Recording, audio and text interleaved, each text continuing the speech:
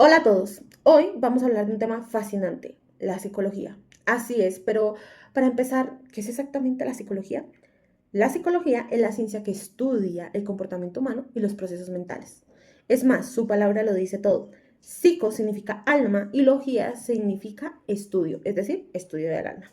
En la edad antigua, los trastornos mentales se le atribuían a posesiones y espíritus. Imagínate, para curarlos recurrían a conjuros y encantamientos. Y hace miles de años en Europa, la mente era considerado algo mágico. Muchos significados, ¿verdad? Pues bien, entre los siglos V y IV a.C., filósofos como Aristóteles, Sócrates y Platón hicieron aportes esenciales para el desarrollo de la psicología. Aristóteles, considerado fundador de la psicología por su análisis de la mente. Sócrates sentó las bases del método científico y Platón veía el cuerpo como el vehículo del alma, responsable de la conducta humana. Pero mucho más tarde, entre siglos XV y XVIII, la palabra psicología empezó a popularizarse gracias a filósofos como Marco Mururi, Rodolfo Goschel y Christian Wolff. Ellos sentaron las bases del estudio científico de la mente, apoyándose en la observación empírica y la separación entre cuerpo y mente. Pero, ¿en qué momento la psicología dejó de ser solo filosofía y se convirtió en ciencia? Aquí viene una fecha importante y un personaje clave. Y este gran cambio llegó en el siglo XIX con los avances del conocimiento del cerebro. En 1879, Wilhelm Wundt fundó el primer laboratorio de psicología experimental en Leipzig, Alemania. Así nació la psicología como ciencia independiente. Hablemos un poco más de él, conozcamos su historia y cómo logró abrir el primer laboratorio. Su nombre completo era Wilhelm Maximilian Wundt, nacido en 1832 y fallecido en 1920.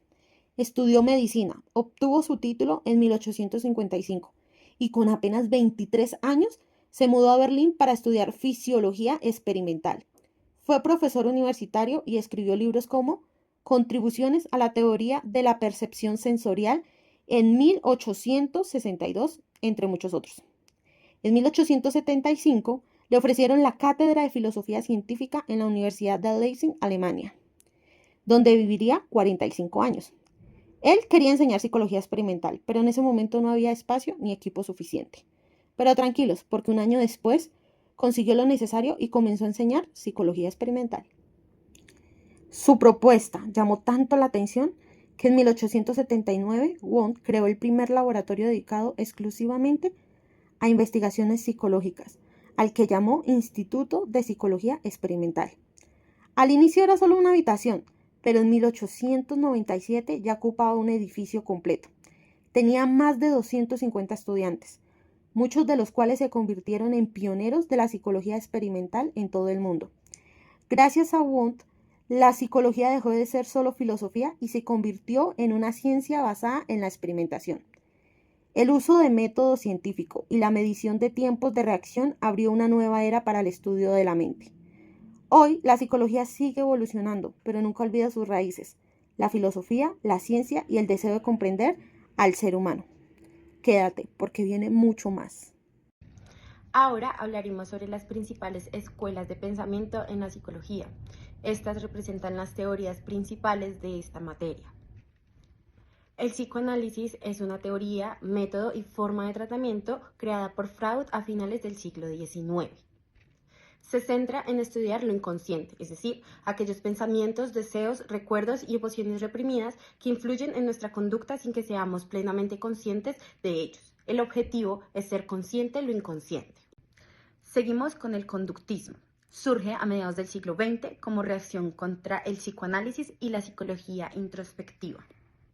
Su idea principal es que la conducta humana y animal pueda explicarse y predecirse en función a los estímulos del ambiente y las respuestas que produce. Se apoya en dos principios básicos: condicionamiento clásico asociado a estímulos y condicionamiento operativo, aprendizaje a través de recompensas y castigos. Un ejemplo: Pedro tiene miedo a los perros porque de niño lo mordió uno.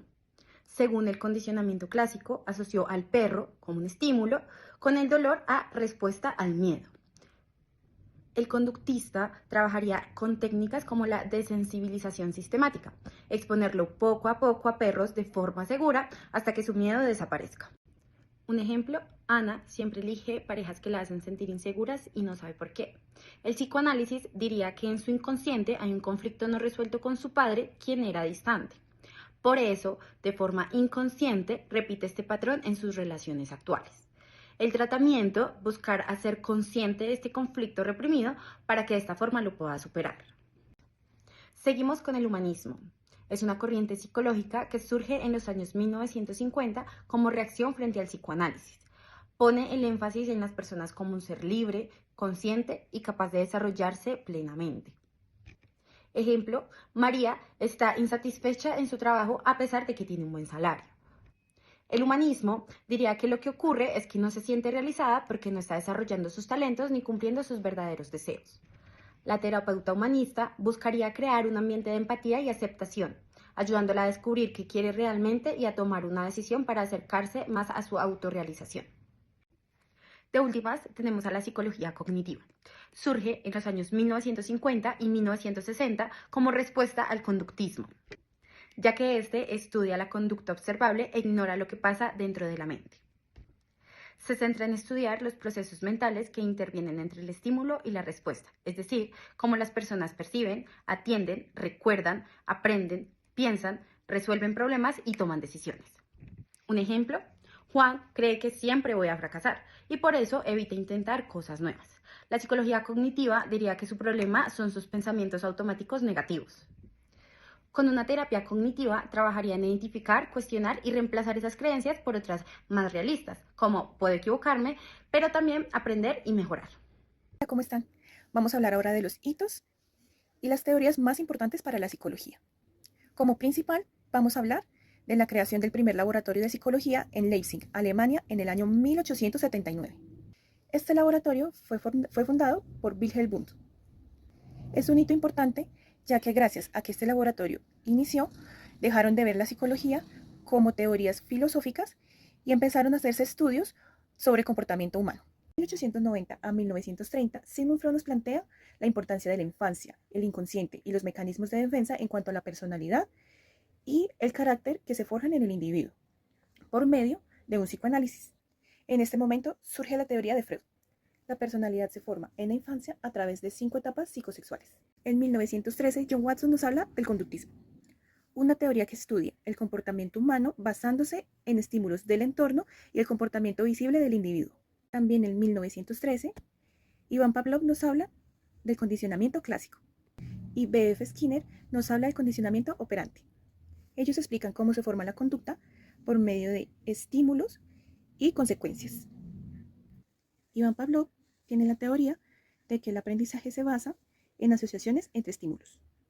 B.F. Skinner tiene la teoría de que la conducta se debilita o se fortalece de acuerdo a las consecuencias, ya sea refuerzo o castigo. En 1950, Carl Rogers y Abraham Maslow hablan de la psicología humanista. Refieren que la libertad de pensamiento y la autorrealización son importantes para determinar las necesidades humanas de acuerdo a una jerarquía. Necesidades como seguridad, estima, amor, autorrealización y necesidades fisiológicas. Maslow refiere que el ser humano tiende al crecimiento si se encuentra en un entorno de aceptación incondicional. En la década de los 50, Jan Piaget y Ulrich Nieser nos hablan de la psicología cognitiva, en donde vuelven al estudio de la memoria, el lenguaje y la retención. Es decir, de acuerdo a los métodos de aprendizaje, tendremos una mejor calidad en la comunicación y la recepción de la información. Refieren que el desarrollo cognitivo ocurre en etapas sensorial y preoperacional. También te hablaremos del impacto y las aplicaciones de la psicología. La psicología, en su papel como ciencia, ha influido de manera notable cómo entendemos, explicamos y cambiamos el comportamiento de las personas. Sus contribuciones han llegado a diversos ámbitos, beneficiando no solo la salud de las personas, sino también el progreso en áreas sociales, educativas y laborales. Impacto de la psicología. Primero, la psicología ha permitido una mejor comprensión de cómo funcionan los procesos mentales, emocionales y de comportamiento en las personas. Esta comprensión ha hecho posible realizar intervenciones más efectivas para promover la salud mental y prevenir problemas psicológicos. La psicología ayuda en la creación de técnicas que asisten a las personas a manejar el estrés, a aumentar su bienestar y mejorar sus relaciones con los demás. Además, la psicología ha influido en la sociedad al guiar la creación de políticas públicas sobre salud, educación e inclusión. Aplicaciones de la psicología. Psicología clínica y de la salud. Se enfoca en la evaluación, diagnóstico y tratamiento de problemas psicológicos, la terapia cognitivo-conductual. Psicología educativa. Utiliza teorías sobre el aprendizaje, la motivación dentro de las escuelas para mejorar la enseñanza y el rendimiento de los estudiantes. Psicología organizacional. Se ocupa de aumentar la productividad, mejorar el ambiente de trabajo y la satisfacción de los empleados. Psicología social. Explora de qué manera las personas piensan y se influyen mutuamente y establecen relaciones. Psicología del deporte. Apoya a los deportistas a mejorar su desempeño, manejar la presión durante las competencias y potenciar su motivación interna. Neuropsicología. Asiste en la rehabilitación de individuos con lesiones cerebrales o problemas neurológicos, creando métodos para mejorar sus habilidades cognitivas y funcionales. Como conclusión, podemos decir que la psicología se estableció como una rama científica autónoma a finales del siglo XIX, distanciándose de la filosofía y la fisiología. Su evolución estaba impulsada por el deseo de entender la mente y el comportamiento a través de métodos empíricos y organizados. Las primeras corrientes, estructuralismo, funcionalismo, conductismo, psicoanálisis, la Gestalt y humanismo, proporcionaron los cimientos para analizar diferentes maneras de ver el comportamiento y los procesos mentales, evidenciando que no hay un único método para estudiar la mente humana. Actualmente la psicología se utiliza en diversas áreas como la salud mental, la educación, el mundo laboral, el deporte, la neurociencia, mostrando su importancia para mejorar el bienestar de las personas y afrontar los desafíos sociales de hoy.